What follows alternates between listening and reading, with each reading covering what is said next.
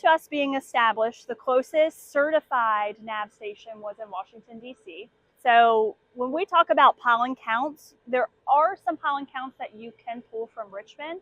They're not NAB sites. NAB is the most accurate count that you can actually obtain.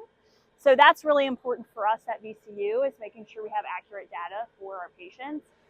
This is where the actual sample gets collected. So it's pulling the air through that small orifice. The next thing we do is change our head over. So when it comes out, looks just like this. So we're going to put the old one in here from last week. Set up our new one on the head we just wound the clock of. It was really important for us to establish a counter here. Richmond in 2025 is the 8th worst city for allergies. So that's why it's so important to have one here locally in Richmond where we are serving our patients.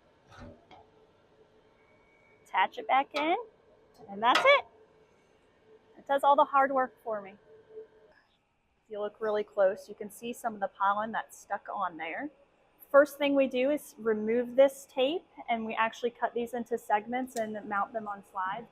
It's really important for us to understand what's actually in our air. And the other most important thing is understanding when the pollen season actually does start here in Richmond, when the peaks happen, so when we have our most severe pollen days.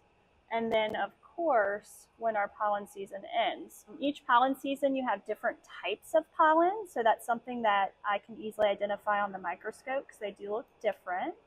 So we can understand when tree pollen's here, or grass pollen, or weed pollen.